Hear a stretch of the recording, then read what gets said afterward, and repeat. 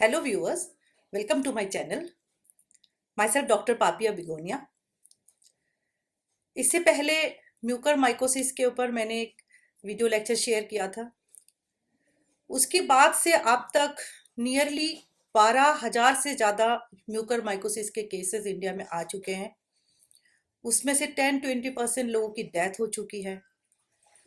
In between media में news आई है कि वाइट फंगस और येलो फंगस भी लोगों में नज़र आ रहा है.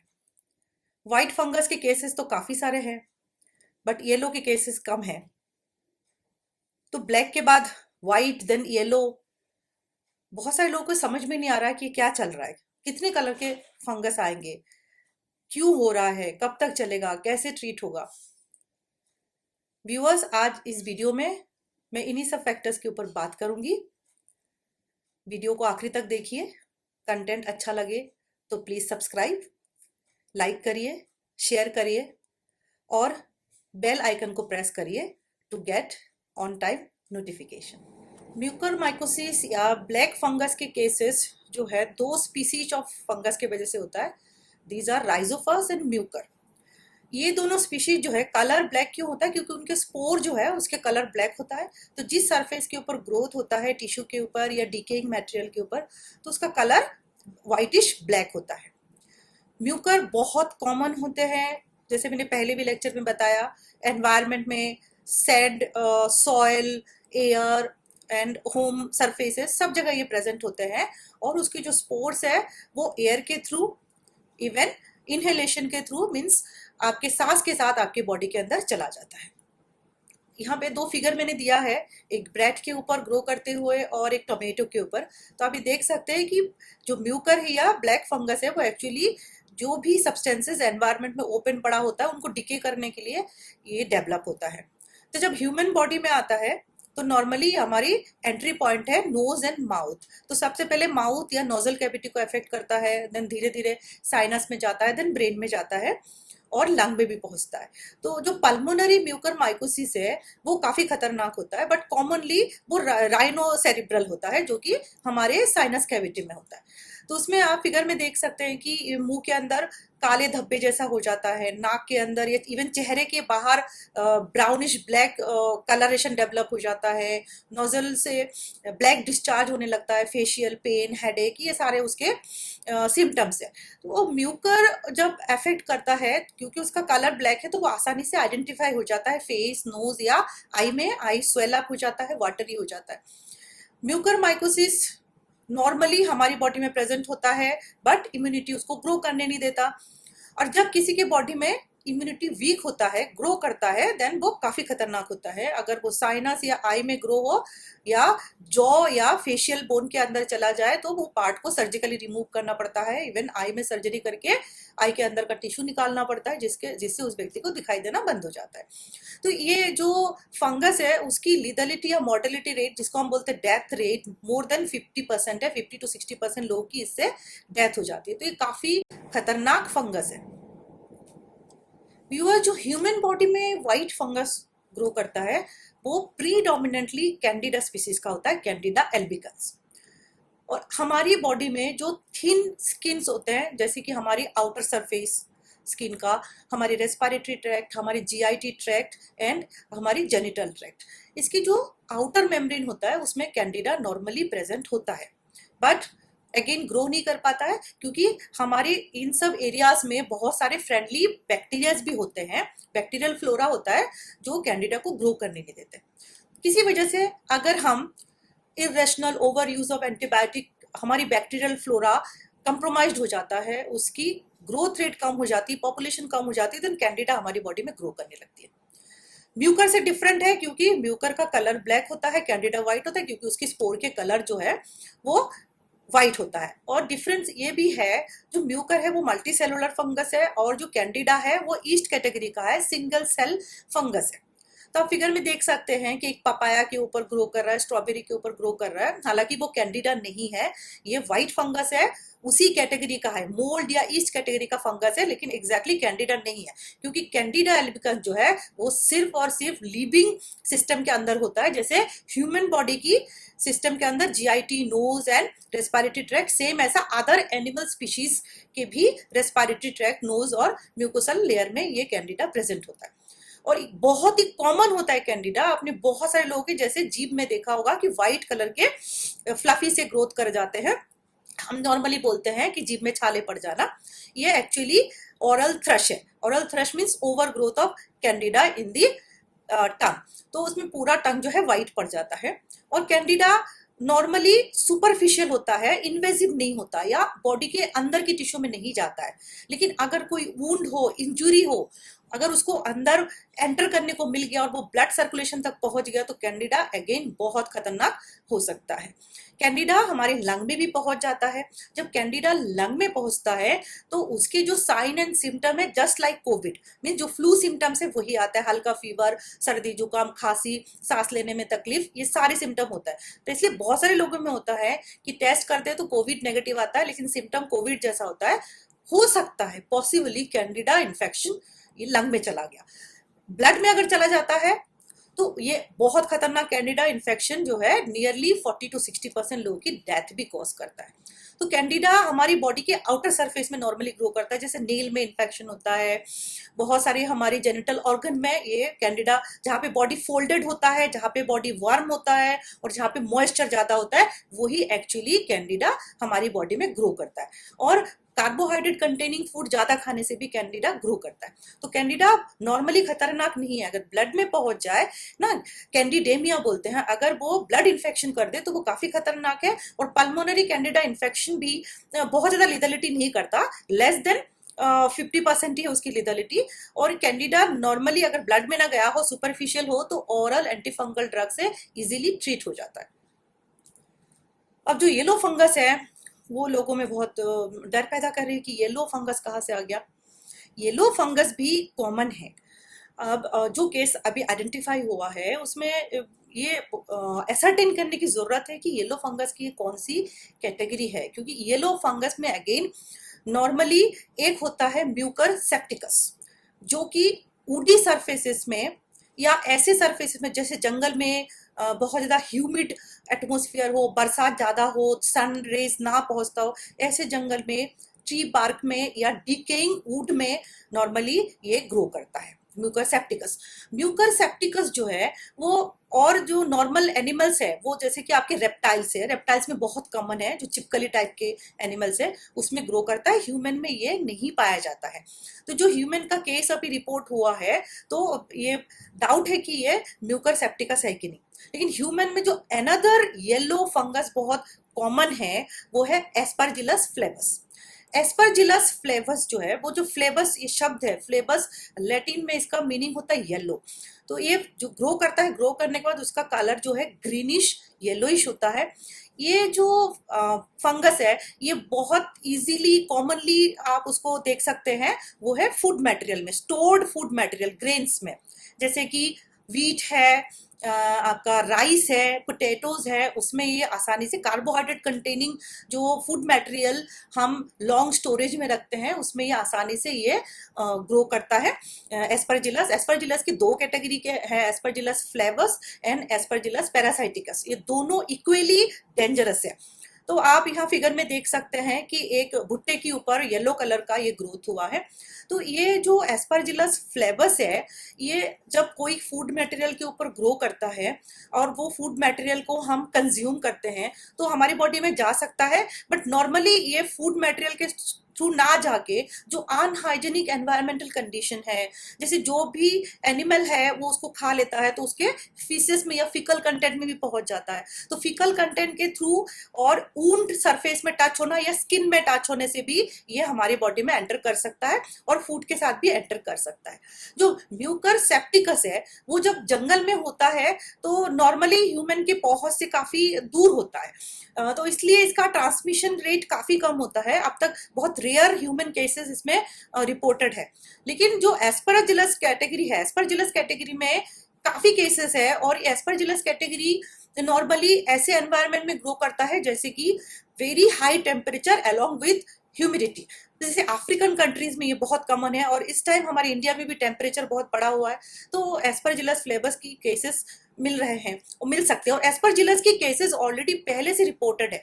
एस्परजिलस अगेन फूड के साथ तो जाता है, लेकिन हमारी नोज और रेस्पिरेटरी ट्रैक्ट को अफेक्ट करता है। और उसकी जो स्पोर्स है जब हमारी नोज में या रेस्पिरेटरी ट्रैक्ट में चला जाता है तो उसके सिम्टम जस्ट लाइक अस्थमा होता है, अस्थमा या एलर्जिक रिनाइटिस जैसा उसके सिम्टम होता है। लेकिन येलो फंगस ये कहा जा रहा है कि बाकी दोनों फंगस से ज्यादा डेंजरस है। तो ये डेंजरस क्यों है, इसमें एक खास बात है। ये जो फंगस है एस्परजिलस फ्लेबस एंड एस्परजिलस पैरासाइटिकस, ये दोनों फंगस एक स्पेशल तरीके की टॉक्सिन प्रोड्यूस करता है। जहां भी वो ग्रो करता है उस टिश्यू के अंदर टॉक्सिन प्रोड्यूस, को माइकोटॉक्सिन बोलता है या एफिलोटॉक्सिन बोलते हैं। ये जो एफिलोटॉक्सिन है ये हाईली कार्सिनोजेनिक होता है। What is the meaning of carcinogenicity? Carcinogenic या कार्सिनोजेनिसिटी मीन्स ऐसा टॉक्सिन जो हमारी बॉडी में जाने के बाद कैंसर कॉज कर सकता है, या ये aflatoxins are well proved to create cancer. और जिस पर्सन के अंदर हाई कंसेंट्रेशन में जाता है उसका लिवर डैमेज कर देता है और लिवर कैंसर कॉज करता है। और टॉप 3 अगर आप नेचुरल सब्सटेंस देखेंगे कैंसर प्रोड्यूसिंग सब्सटेंस, उसमें अफ्लाटॉक्सिन वन ऑफ देम होगा। उसमें बहुत सारी कैटेगरीज के होते हैं। तो नॉर्मली हम घर में देखते हैं जैसे पोटैटो के अंदर ग्रो हो गया फंगस, और आपने काटा पोटैटो को, उसमें ब्लैक पैची एरिया दिख रहा है, तो हम क्या करते हैं उस पोटैटो को, वो ब्लैक एरिया को हटा के बाकी चीज यूज कर लेते हैं, उसकी सब्जी बना लेते हैं। तो हम ये सोचते हैं कि ठीक है वो ब्लैक वाला पोर्शन फंगस तो हमने फेंक दिया। पहला तो ये ब्लैक वाला पोर्शन आपने फेंक दिया, लेकिन उससे जब ग्रो किया तो पूरे पोटैटो में उसने अपना टॉक्सिन छोड़ दिया ग्रो करने के लिए, जिसको जो अफ्लाटॉक्सिन से वो उसने उस टिश्यू में छोड़ दिया है। ठीक है, सेकंड फैक्टर, हमने खाना बनाया हाई टेम्परेचर में कुक किया तो मे बी वो किल हो गया, क्योंकि नॉर्मल माइक्रो ऑर्गेनिज्म जो है वो हाई टेम्परेचर में कुक करने के बाद किल हो जाते हैं। बट यहाँ पे स्पेशल पॉइंट है एफ्लोटॉक्सिन्स के साथ, they are highly highly heat resistant. ये कभी भी कुकिंग से किल नहीं होता है because they are not cellular, ये केमिकल सब्सटेंसेज है। अगर आप 100 डिग्री सेंटीग्रेड में किसी फूड को आधे घंटे भी कुक करेंगे तो भी आपके अफ्लाटॉक्सिन्स किल नहीं होंगे। और जब ये सब्सटेंसेज बॉडी में जाने के बाद अफ्लाटॉक्सिन्स रिलीज करते हैं, वो अफ्लाटॉक्सिन्स आपके ब्लड में टॉक्सिसिटी प्रोड्यूस करता है, जिससे उसकी death rate 60 to 90%, more than 40% में तो डेथ होता ही है। तो एस्परजिलस जिलोसिस जो बोलते हैं, जब ये लंग में पहुंच जाता है तो हम एस्परजिलोसिस बोलते हैं। और उस न्यूमोनिक कंडीशन होता है लंग में, उसमें भी diffuse patches create, white patches create हो जाते हैं। और पर्सन के ब्लड में जाने के बाद, क्योंकि टॉक्सेमिया या टॉक्सिसिटी होता है ब्लड लेवल पे, तो काफी ज्यादा लिथलिटी होती है। व्यूअर्स, आपने देखा यहाँ पे black, white and yellow fungus. शायद आने वाले दिनों में आपको ग्रीन फंगस के बारे में भी सुनने को मिले, क्योंकि जो एस्परजिलस पैरासाइटिकस है ये भी एस्परजिलस फ्लेवर्स जैसा इक्वली लीदल होता है, और उसकी जो स्पोर है उसकी कलर ग्रीनिश होते हैं। तो अगर वो एस्परजिलस पैरासाइटिकस पेशेंट में मिलेगा तो वो ग्रीन कलर के टिश्यू में ग्रोथ करेगा, तो वो ग्रीन फंगस कहलाएगा। तो नॉर्मली जो मैंने पिछले लेक्चर में भी बताया है, जिसका लिंक मैं डिस्क्रिप्शन बॉक्स में दे दूंगी, नॉर्मली जो भी फंगल इन्फेक्शन होता है वो सिर्फ इम्यूनिटी वीक होने की वजह से या इम्यूनो कम्प्रोमाइज पर्सन में होता है, जैसे HIV, कैंसर, हाइपरग्लाइसीमिया, इस तरह के पेशेंट में या ऑर्गन ट्रांसप्लांट पेशेंट में होता है।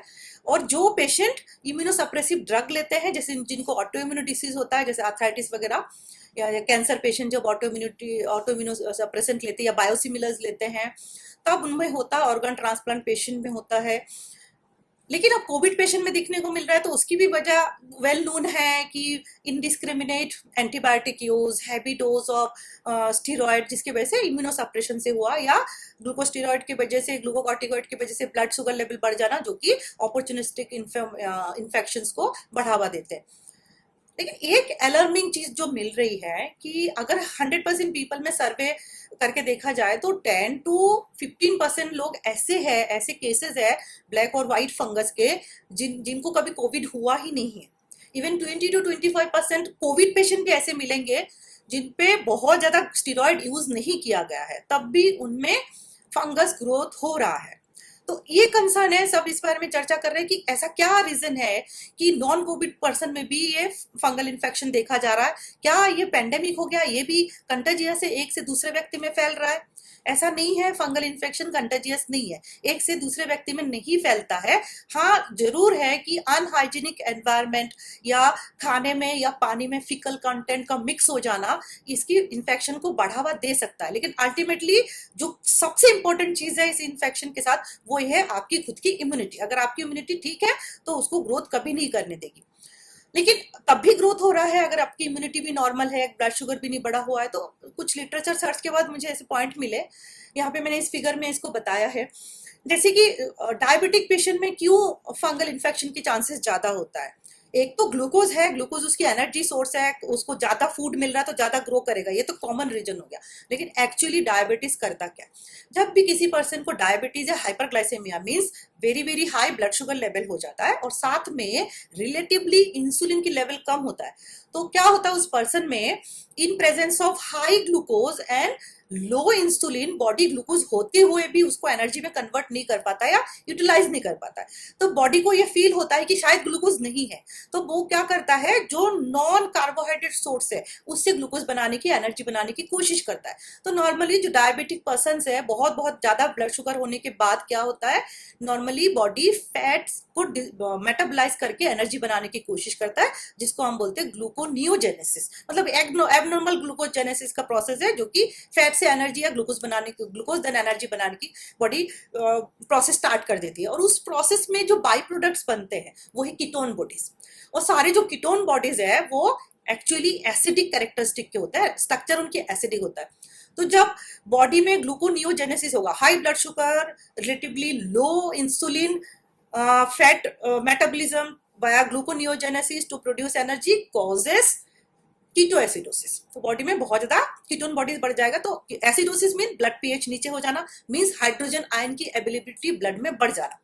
तो उस कंडीशन में क्या होता है, जब बॉडी में हाइड्रोजन आयन की अवेलेबिलिटी बढ़ जाती है, हमारी बॉडी में आयरन स्टोर होता है। जो आयरन हमारी बॉडी में स्टोर होता है, एक तो आयरन होता है जो हीमोग्लोबिन में उसके अंदर होता है, जो हमारी ऑक्सीजन कैरिंग करता है, वो एक यूजेबल फॉर्म में है, और कुछ स्टोरेज फॉर्म में होता है, कुछ ब्लड सर्कुलेशन के अंदर होता है और कुछ सेल के अंदर होता है। जो ब्लड सर्कुलेशन के अंदर होता है, सेल के अंदर होता है, तो दोनों में ही कुछ स्पेशल प्रोटीन्स होते हैं जैसे फेरेटिन, उसके साथ बाइंड होके वो आयरन जो है हमारी बॉडी में स्टोर होता है। जब जरूरत होती है तो उसको वो प्रोटीन्स उसको रिलीज कर देते हैं। जब हमारी बॉडी में पीएच कम हो जाता है, हाइड्रोजन आयन की अवेलेबिलिटी ज्यादा होती है, तो हमारी ब्लड में जो आयरन बाइंडिंग प्रोटीन्स है वो डिसोसिएट होने लगता है, वो आयरन को छोड़ देते हैं, तो हमारी ब्लड में आयरन की कंसेंट्रेशन बढ़ जाती है।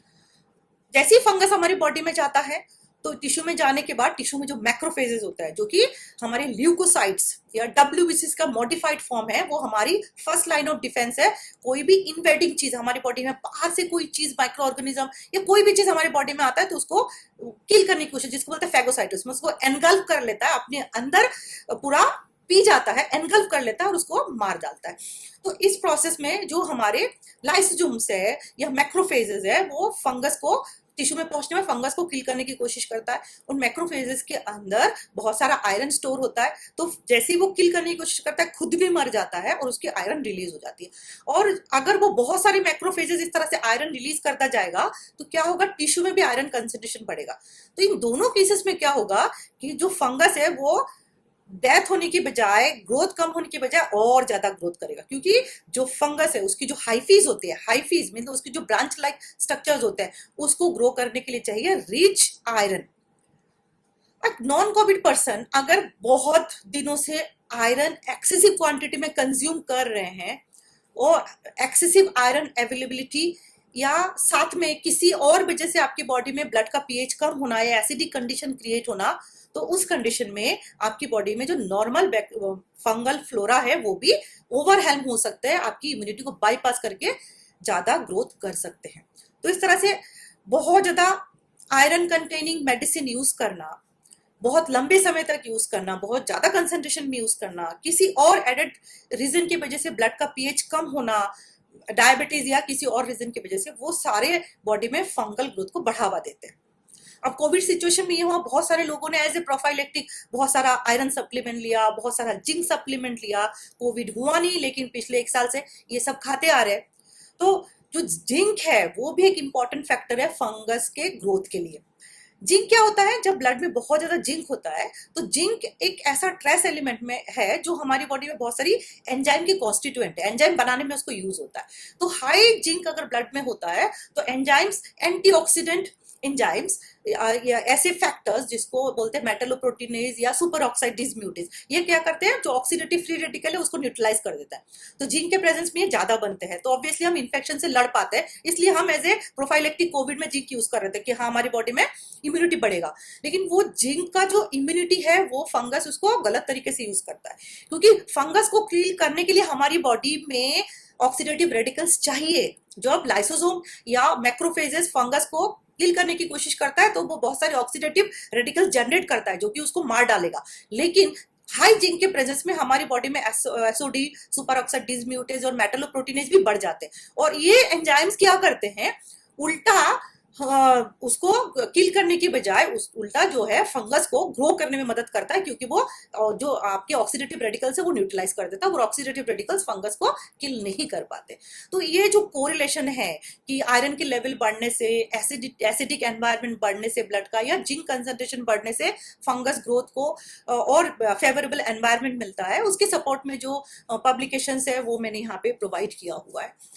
तो इस पे कंक्लूजन ये है कि ये जो फंगस है वो not only Covid patient, non Covid patient में भी हो सकता है। प्रिवेंशन का एक ही तरीका है, कोई भी मेडिसिन, चाहे वो हेल्थ सप्लीमेंट, विटामिन, आयरन या जिंक ही क्यों ना हो, बहुत ज्यादा लंबे समय तक यूज मत करिए। गैप दे दे के यूज कर सकते हैं, 3 महीना खाया, 2 महीना स्टॉप किया, या लेना है तो हमेशा डॉक्टर की सलाह से लीजिए, जरूरत है कि नहीं बॉडी में। अगर आप एक्सेसिव क्वांटिटी में लेंगे तो even food is also poison. तो हम कोई भी चीज इनडिस्क्रिमिनेट लॉन्ग पीरियड के लिए नहीं ले सकते, हर चीज का कुछ ना कुछ नेगेटिव इम्पैक्ट भी आता है। तो नॉन कोविड पेशेंट में भी इम्यूनो कम्प्रोमाइज्ड कंडीशन ना होते हुए भी अदर फेवरेबल फैक्टर्स की वजह से फंगस की ग्रोथ बढ़ सकती है। आने वाले दिनों में ऐसे केसेस और बढ़ सकते हैं, क्योंकि लास्ट 1 ईयर से हमने देखा, जब से कोविड की फर्स्ट वेव आई उसके बाद से देखा कि हमने इस तरह के हेल्थ सप्लीमेंट बहुत ज्यादा खाया है सबने।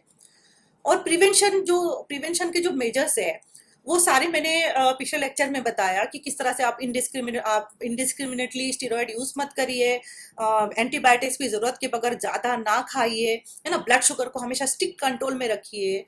और सबसे इंपॉर्टेंट जो है नॉर्मल व्यक्तियों के लिए वो ये है कि मॉइस्चर लेवल या ह्यूमिडिटी लेवल बहुत ज्यादा नहीं होना चाहिए, इवन घर पे भी नहीं होना चाहिए। जहां पर भी मॉइस्चर ज्यादा होता है वहीं पे फंगस को फेवरेबल एनवायरनमेंट मिलता है। हालांकि जो एस्परजिलस फ्लेवर्स है उसको तो हाई टेम्परेचर में ग्रो करने को मिलता है। तो टेम्परेचर लो करिए बट ह्यूमिडिटी को मत बढ़ाइए, ह्यूमिडिटी को कंट्रोल करिए। हाउस होल्ड क्लीनिंग बहुत इंपॉर्टेंट है। जो भी सॉइल्ड फूड है उसको कभी यूज ना करिए। थोड़ा सा भी व्हाइट, ब्लैक या येलोइश उस पे ग्रोथ दिखे तो आप उसको फेंक दीजिए, आप उसको आधा पोर्शन बचा के कभी यूज करने का मत सोचिए। और हाउस होल्ड क्लीनिनेस को मेंटेन करिए। घर का जो वाटर सोर्स है उसमें कोई faecal content under the ground mix up तो नहीं हो रहा है, उसके ऊपर ध्यान रखिए।